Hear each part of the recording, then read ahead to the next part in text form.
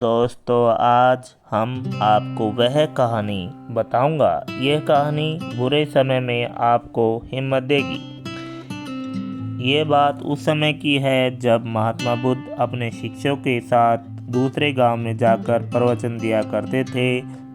एक बार की बात है, गर्मी का समय था, बहुत तेज धूप निकल रही थी। महात्मा बुद्ध और उनके शिष्य किसी गांव में प्रवचन देने जा रहे थे। उन सभी शिष्यों का गर्मी से हाल बेहाल हो रखा था और वह सभी चलते चलते बहुत थक भी गए थे। महात्मा बुद्ध ने प्रिय शिष्य आनंद भी उनके साथ थे। अब आनंद ने मन में भी सवाल उठ रहा था। अंत में उन्होंने बुद्ध से कहा, गांव कब आएगा और यहाँ से कितनी दूर है? हम थक गए हैं। वही खेत में एक बूढ़ा व्यक्ति काम कर रहा था। आनंद ने उस व्यक्ति को देखकर बुद्ध से कहा, चलिए उनसे दूरी पूछ लेते हैं। बुद्ध ने हाँ भरी और साथ चले भी गए। आनंद ने बूढ़े आदमी के पास जाकर पूछा कि यहाँ से आने वाला गांव अभी कितनी दूर है। बूढ़े व्यक्ति ने कहा कि यहाँ से गांव अब कुछ दूरी पर है, आप जल्दी पहुँच जाएंगे। यह कहकर वह व्यक्ति बुद्ध की तरफ देखकर मुस्कुराने लगे। बुद्ध भी उस बूढ़े व्यक्ति को देखकर मुस्कुराए। आनंद को ये समझ नहीं आया कि वे लोग क्यों मुस्कुरा रहे हैं। इसका कारण क्या है? मैंने भी ऐसी कोई बात नहीं की जो लोग ये मुस्कुराए। आनंद के मन में ये सवाल अभी आ ही रहा था कि वे लोग आगे निकल गए। आगे आने के बाद जब फिर से गांव नहीं आया, तब आनंद के मन में फिर से ये सवाल आने लगा कि उस बुजुर्ग द्वारा बताए गए रास्ते के अनुसार भी गांव नहीं आया।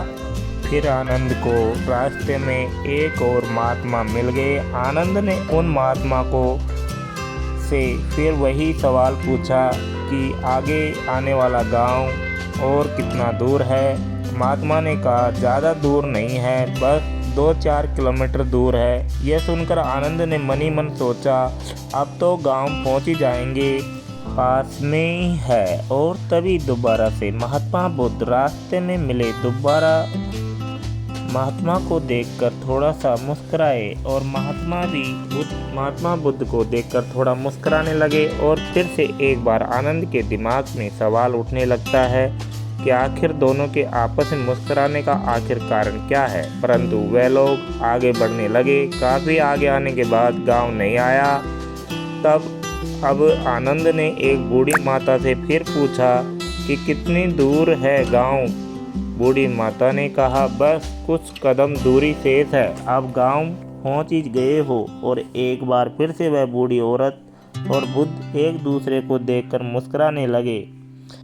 आनंद ने फिर यह सब देखा, लेकिन वह उस समय कुछ न कहकर आगे बढ़ गया। अभी भी गांव आने में समय था। आनंद का सब्र का बांध टूटने लगा था। वह समझ नहीं पा रहा था कि हम गांव पहुंच क्यों नहीं पा रहे हैं। वह रास्ते में रुक गया और कंधे पर रखे सामान को क्रोध में आकर फेंक देता है। और अंत में महात्मा बुद्ध से कहता है कि वैसे तो आपने कहा है कि बेकार के प्रश्न नहीं करना चाहिए, लेकिन फिर भी मेरे मन में काफ़ी देर से एक सवाल परेशान कर रहा है और मुझे खाया जा रहा है। कृपया करके मुझे उत्तर दे। बुद्ध ने कहा, पूछो, क्या पूछना है? आनंद ने कहा, जिससे भी रास्ता पूछ रहे हैं वह हमें बस थोड़ी दूर कहकर आगे बढ़ाए जा रहा है और आप भी उन्हें देखकर हंसते हैं और वो भी आपको देखकर मुस्कुराते हैं। इस चीज़ को कृपया मुझे समझाइए और यह भी बताइए कि हम गलत रास्ते पर तो नहीं चल रहे हैं।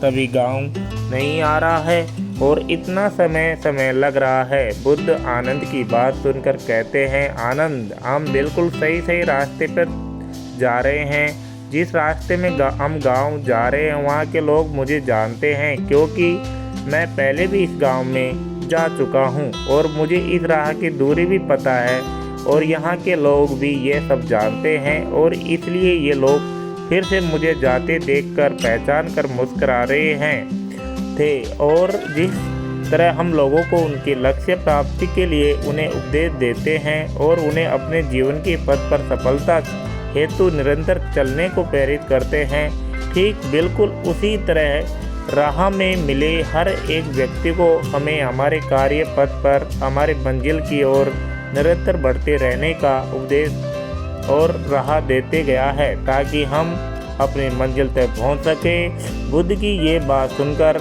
आनंद मुस्कुरा उठे और सभी एक बार फिर से गांव के लिए निकल गए और कुछ समय बाद वह लोग वहां पहुंच जाते हैं।